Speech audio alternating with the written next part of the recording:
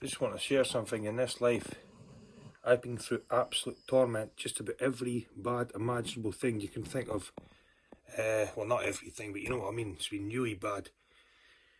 Even just now, I'm in total fear and torment. I don't know what's going on. But I'm holding steadfast to God, and I think this is some sort of attack I'm getting. And I know that people think I'm a... I keep saying this, people think I'm a religious nutcase. No. When I was... and I'm not embarrassed to share this because it's true. Wasn't a hallucination, nothing like that. I used to play with Jesus when I was younger, and he would say, "What you on about playing with Jesus?" Well, I used to play with him, with a car, a Playmobil. I used to love Playmobil. And it just came in my head one day, you know, Lord, Father, Jesus, I'd like to see you, you know. And I forgot I'd even prayed it. But later on that afternoon, I went through to my kitchen, and I was actually ironically drinking, well, I was drinking a bottle of Coke from the fridge. I used to place it on my arm because it was that small, and I used to suck the Coke out, and then this light came from my left, and I turned around, and there was this man standing there.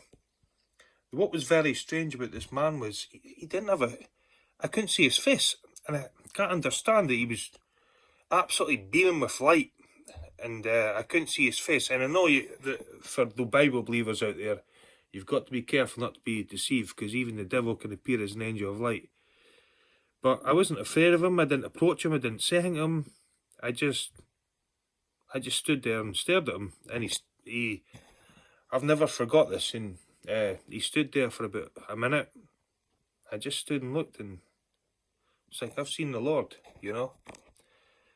So I was in the church a good lot of years later, quite recently actually, and I was speaking to my friend, and he says, Ben his name is, I seen Jesus, but I can't understand that. I couldn't see his face. His face is in heaven, right? And I thought, yeah, I seen that too. And also, I think it's Exodus 33 verse 20 says, the Lord says, "No man shall see my face and live," because the Lord's righteous and holy. But like I say, I'm not embarrassed. I'm not ashamed. I want more people to experience the power of the Lord, and you just have to call upon him. It's not even hard. Jesus saved me. Jesus saved me, you know. Because there'll be people in this life, I've seen it on Facebook, there's people in this life that are actually mocking God, saying he doesn't exist, saying he exists that. The next thing, trust me, when you enter eternity, you'll know, okay, if he exists or not. And if you want to go from a scientific point of view, then think about it logically.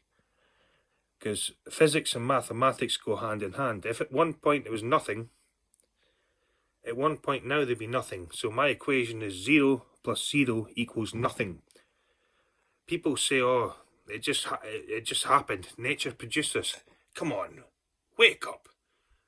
Wake up, folks, wake up. How can nature just do that? And I'll warn you another thing, that might be a lot of people thinking, well, maybe there is a God and one day I'll come to him, but I'm living my life now. And it's like, yeah, you can live your life. There's nothing wrong with living and enjoying yourself and that. But one day, God actually warns about people like this. It says that one day you'll come back when you don't expect it. And that's it, you know. And it's not a threatening thing.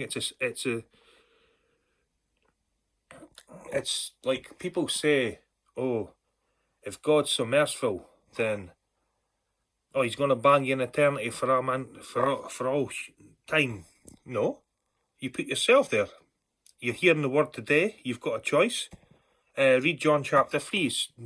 Jesus doesn't condemn anyone.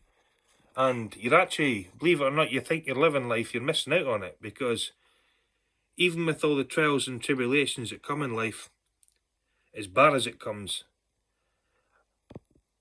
the joy of the Lord's still in me. that peace, well, I'd be lying if I said I've got a peace, but that love and comfort I get from knowing that Jesus is standing with me through it's still there, you know. And no, I do get a joy. Sorry, I keep repeating myself. I get a joy that I know that one day the Lord's going to reward me for this, you know. And it's not that I don't want reward. I'm not in this to get reward. I just love the Lord, and my reward, the only reward I want, is to be next to Jesus. That's it. It sounds corny, but it's true.